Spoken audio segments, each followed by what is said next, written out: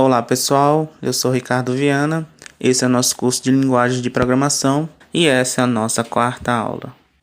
Nesta aula vamos apresentar os principais conceitos envolvidos nas abstrações de dados, como elas são utilizadas nas linguagens de programação e analisar os tipos abstratos de dados e as linguagens orientadas a objeto.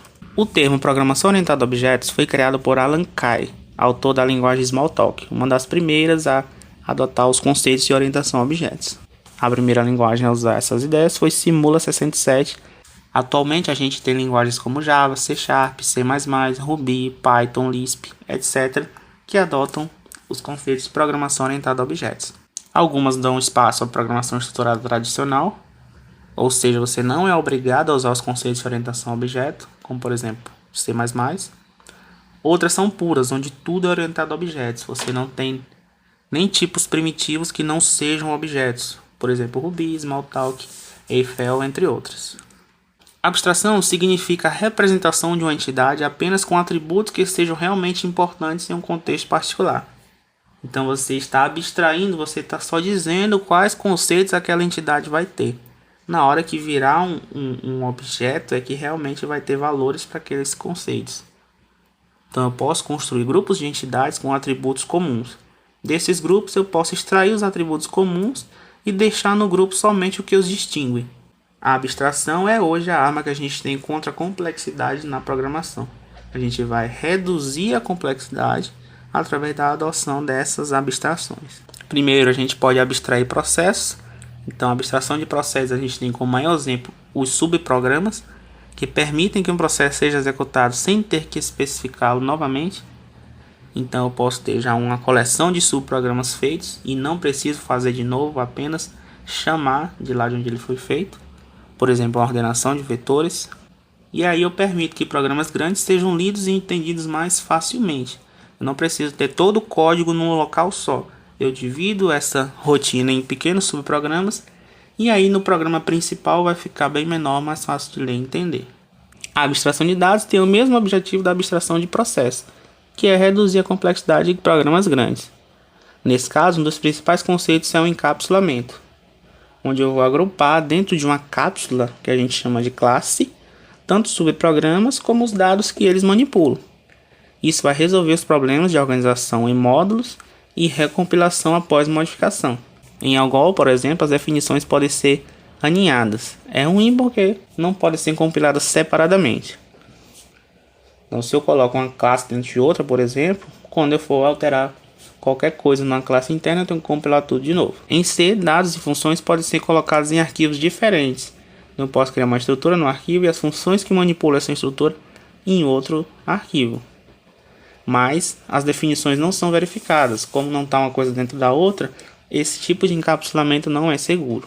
Fortran 90 e Ada fazem encapsulamentos perfeitos. Esses tipos de dados abstratos podem ser definidos pelo usuário.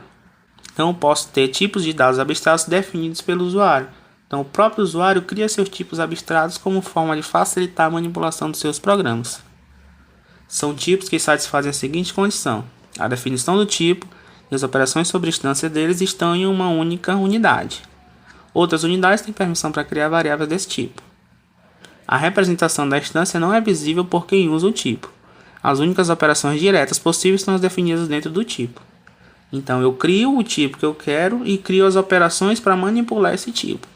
Então quem vai usar esse tipo abstrato de dados não vai ter acesso às informações internas. Ele vai manipular esse tipo de dados somente com as operações que eu criei e disponibilizei para ele. Por exemplo, uma pilha é um tipo abstrato de dados. Eu não posso manipular os elementos da pilha diretamente. Para fazer isso, eu tenho que usar as funções de criar a pilha, de destruir a pilha, de esvaziar, de empilhar e etc. As funções realmente de manipulação de pilha. C++ possui suporte a classes, então C++ é uma adição da orientação a objeto à linguagem C. C++ oferece classes, que são tipos, variáveis são declaradas como instâncias de uma classe e dispõe de construtor, usado para inicializar as instâncias. Então, através de um construtor, eu crio um objeto de uma classe qualquer e inicializando aqueles atributos daquele objeto. Possui também um destrutor, que é declarado começando com o till, caractere till, que é usado para encerrar aquela instância, apagar aquele objeto da memória do meu programa. Nesse código a gente tem um exemplo de pilha implementado usando uma classe em C++. Aqui em cima a gente tem os atributos que essa pilha tem. Um ponteiro para o primeiro elemento, tamanho máximo e o elemento do topo da pilha. As funções que a gente tem dentro da pilha. Primeiro o construtor, onde a gente vai criar um vetor de 100 elementos, que vão ser todos os elementos que compõem a pilha. O tamanho máximo, que vai ser 99, e o ponteiro para o primeiro, né, para dizer que o primeiro elemento é o -1, ou seja, ele inicializa 100 elementos. A segunda função é um destrutor, que simplesmente apaga o vetor que foi criado com todos os elementos da pilha antes de apagar da memória o objeto. Depois a gente tem a função push, que vai inserir elementos na pilha, onde eu passo o número e aí testo. Se o elemento do topo for igual ao máximo, vai dar um erro, né, dizendo que a pilha está cheia. Se não, eu insiro na pilha, no topo, o número que foi passado. A função pop é o contrário, então eu vou testar se o tamanho é -1. Se for -1 dá erro, porque a pilha está vazia, não pode remover. Se não, simplesmente eu diminuo o tamanho da pilha -1. Tem ainda a função top, que vai só retornar o elemento do topo da pilha, né, pegando o valor ali da referência top PTR. E depois a função de esvaziar a pilha, que simplesmente vai dizer agora que a pilha não tem mais nenhum elemento, tornando-a vazia novamente. Para manipular essa pilha no código aqui à direita, a gente usa só essas funções. Uma pilha é criada, né, essa stack stk, e aí eu vou usar as funções push para inserir o 19, push para inserir o 30. Vou pegar o elemento que está no topo através do método top e depois vou excluir o elemento do topo através do pop. Então os tipos abstratos funcionam assim. Eu não manipulo diretamente os dados que eles contêm, apenas usando as funções que foram criadas para essa manipulação. Em Java a gente tem um suporte muito parecido ao de C++. Todos os tipos abstratos de Java são classes, não possuem suporte a estruturas, como C e C++ possuem. Todas as instâncias são alocadas no heap e acessíveis por variáveis de referência. Os métodos só podem ser definidos dentro das classes. E um tipo abstrato de dados em Java é declarado e definido numa mesma unidade sintática. Aqui a gente tem o mesmo exemplo lá de criar uma pilha, agora usando a linguagem Java. A gente vai ter aqui dentro da classe o vetor de elementos, que vai armazenar os elementos da pilha. A gente tem as variáveis max e len, que vai armazenar o tamanho máximo e o elemento do topo da pilha. Esse primeiro método é o construtor, que vai criar um vetor de 100 para armazenar os elementos da pilha. Depois aí inicializa o tamanho máximo com 99 e aí o elemento do topo vai ser -1, indicando que a pilha está vazia. Depois a gente tem o método push, que vai inserir um elemento na pilha. Primeiro verifica se o elemento do topo é igual ao tamanho máximo. Se for, dá um erro dizendo que a pilha está cheia. Se não, ele insere o elemento na pilha naquela posição do top e aumenta o top mais 1.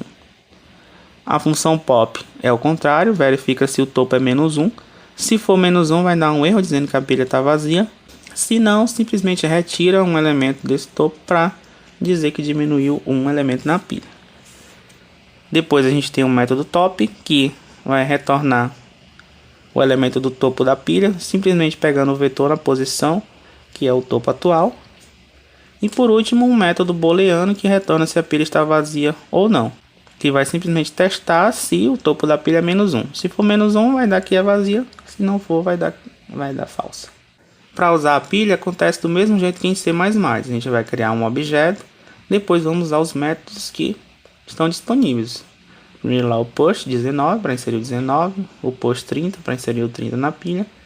Depois vamos escrever o elemento que está no topo. Depois vamos tirar um elemento e escrever novamente que está no topo. Agora vai ser o 19. Depois vamos tirar do topo mais um. E por último vamos tirar novamente. Nesse caso aqui, no último, como não tem mais nenhum, provavelmente vai dar a mensagem de erro lá dizendo que a pilha está vazia. Então a programação orientada a objetos nada mais é do que isso, a gente se concentrar em utilizar tipos abstratos de dados. As operações a serem realizadas em um dado são feitas por métodos associados aos dados. Então está tudo ali dentro de um bloco só. Tanto os dados que a gente vai manipular, quanto os métodos associados a esses dados.